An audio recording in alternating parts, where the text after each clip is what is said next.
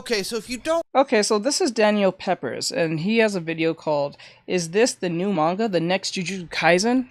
I understand that there's gonna be a void that's gonna have to be filled eventually, one way or another, by new anime or new mangas that's coming out in shonen. Because My Heroes, I think, is done. Demon Slayers, I think, is done.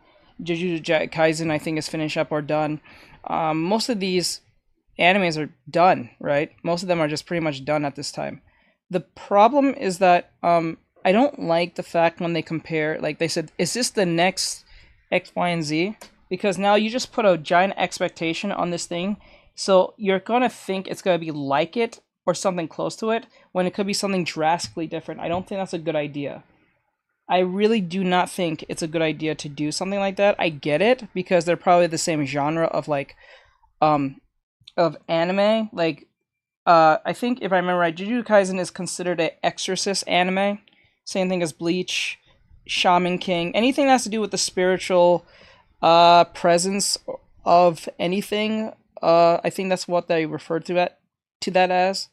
And that's cool and that's fine because it's good to categorize. But like, I don't think it's a good idea to say, "Is this the next Jujutsu Kaisen? Is this the next Naruto?" You know what I'm saying? What that does, it just kind of it diminishes the.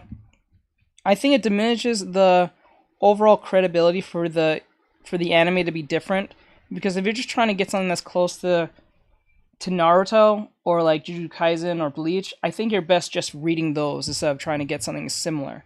Because all you gotta do is make comparisons anyway. So it's not. I don't think it makes no sense to actually do that. It's just kind of killing it before it becomes like a thing. It becomes its own thing. Like let's use Black Clover for instance. Remember when people say Black Clover was gonna be the next Naruto, and that was awkward because Boruto was, I think, airing around at the time. Clover at the time. I think Boruto was like in its like first or second season at the time. I think when Black Clover came around, and everyone said it was the next Naruto, and then it had similarities to Naruto, but it was completely different after past like season 1 or 2. I think, if I remember right. I'm saying, like, I just don't think that's a good idea. It just diminishes. That's why it's like going up to an artist and say, "Do you draw like Akira Toriyama?" When you're not trying to be like Akira Toriyama. You know what I'm saying? Maybe you may have a similar art style. That does happen. But most artists do not want to be compared to another artist. You know what I'm saying? It just happens. You know what I'm saying? We don't like that because we're trying to be different from them. Yes, we use inspiration from them. There are some people who want the exact same art style that does exist, but majority of most people, if I were to ask any artist, they want something their own because, like, I taught this to my students, art style is basically a handwriting, right? It's literally a signature handwriting that is unique to you, right? You can copy someone's art style. I guess that's fine, but like, to acknowledge that I'm copying to a certain degree is kind of needed because people are going to make their assumptions and they're going to make their comparisons. It happens. But when you're trying to be something different, you don't want to be compared. You really don't want to deal with that. It's kind of painful and annoying. It's like when an artist tries to make new OCs of their own stuff, and then people just start comparing their own stuff to, like, I won't say another artist, but like a IP that exists. So you can never escape it. You know what I'm saying? It's just frustrating. don't know, JJK is ending in the next couple of weeks, and I ran across a news story. I use the air quotes because the news story was really on one of those websites that we've all probably ran across where it's not much news. They do like top 10 lists and things like that, but I ran across a story that's saying, is this manga the new JJK? And while I've kind of had my issues with Jujutsu Kaisen, and I've been keeping pretty current with it, and I want to see how he kind of wraps everything that he has going up, I did want to check out this manga and see if it really does have that feel that the original, like, early time Jujutsu Kaisen had. Because if you don't remember, the early Jujutsu Kaisen, the internet was going wild over it in anime form and in manga form. Like, that original Jujutsu Kaisen really had that flavor. I remember watching the first episode of Jujutsu Kaisen, calling my buddy and being like, this is kind of like the new Yu Yu Hakusho. Like, it gave me that feel for it. So I really wanted to see this new manga and see if it kind of has that same feel. Because honestly, there cannot be enough manga that have the feel of Yu Yu Hakusho. I love that series. So it's called Imperial Cabinet, and it has 2 chapters so far released on Manga Plus. You can read it. And well, you know, listen, it's only been 2 chapters. It's hard to judge in 2 chapters. So Imperial Cabinet kind of has this unique way of setting up its premise or its world. And it's talking about how there was a cabinet form of magic users and sorcerers a long time ago. And even to current day, the Imperial Cabinet is still kind of running everything in this occult style world. Very much how there is, you know, a jujutsu kind of school where it trains you to use your powers. You know, very similar. Also, if the main character does not look like Gojo right there, listen, right? You see what I'm talking about? You can't unrun this. It's, oh man. It's, I'm not mad at him. It's natural for everyone to do this, but like, Jesus, I'm not mad at him. I'm not even yelling at him or anything. I'm just saying this is just frustrating. Like, it's, I don't know. This is frustrating. LOL. And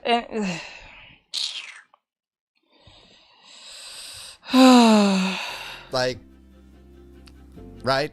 Not saying it's a good thing or a bad thing, just you saw it too, right? Like, I didn't just make that up in my head. Also, his friend, the kind of a secondary character, you're also seeing this as well.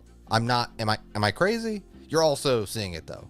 But besides some of the characters having like the Gojo look to them, let's say, honestly, these first 2 chapters were about these bale worms attacking, and the Imperial Cabinet was trying to figure out why these bale worms were attacking. They usually don't attack. And we are introduced to our main trio of characters. And again, let me be honest with you, it's 2 chapters. It's kind of hard to solidify your characters in such a short amount of time, so I am going to be a little lenient. Like, I'm not going to be like, this is not like this at all. It's 2 chapters. But I will say the main character, I kind of like how blunt he is. He's very blunt in a lot of these panels and when he's talking to people. And I do like how they're just straight up using guns to fight these monsters.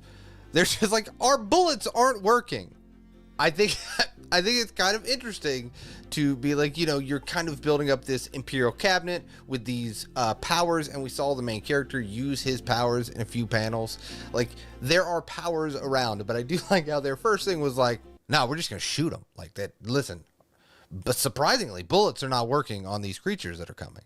But another point that I kind of think is a positive is that there's this military vibe to it, and I think a story kind of like a Black Ops story where there's a hierarchy and our main character is kind of going against the hierarchy to kind of fight for what he feels like is right, or if there's like corruption in the military that he's got to figure out, I think could be a unique story and a unique premise, and using these powers in a way to kind of figure out who is corruption, because the bale worms were not supposed to attack, and they're saying that these sigils were broken by like some high school kids kind of creeping around, and they're like, high school kids wouldn't even know how to do that. So they do, again, only 2 chapters, but they plant that seed that maybe someone in the Imperial Cabinet has something to do with this. So I think that could be unique if it goes in that direction. And I'll be honest with you, the art was nothing incredible. You know, it wasn't one of those series that you read and you see this art that you're like, oh my God, I have to read this just for the art. And again, this is only 2 chapters, so if you're interested, it's on Manga Plus. You can read it actually for free. You can just read it on the internet. I don't know if you use the app, if you have to have a subscription, but I just read it on their website. And you can check it out and see if it kind of hooks you. I'm going to give it a few more chapters. It didn't like hook me, but I'm kind of interested to see what direction it goes. And honestly, I am super excited where manga is right now, especially in the Shonen Jump, Shonen Action genre, with My Hero ending, JJK ending, but seeing what the next thing is. You know, we already have Kakurabachi, and it won the best new manga series in the awards, which is wild to me to think that this meme series that I even like did a video about it and things like that when it first came out, and apparently it's really found its footing. So I'm definitely going to have to revisit that series, because I was definitely one of those that thought it was okay, but kind of was like, I wonder what's going to happen to it. One of the best new series. And hearing that Dragon Ball Super is coming back, and the writer of Naruto is looking for inspiration for his next new manga, I think the manga space is in a very exciting time, because it does give authors.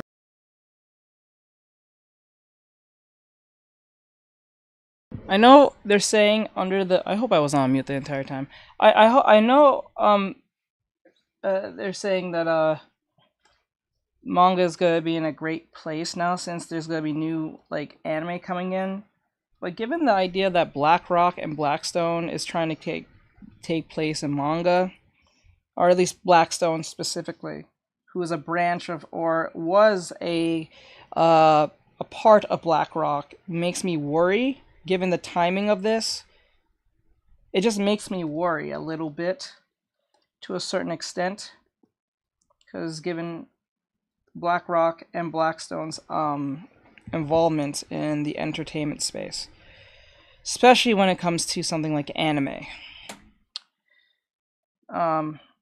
So I'm kind of worried to a certain extent. So let's just hope it doesn't go down a route of problems.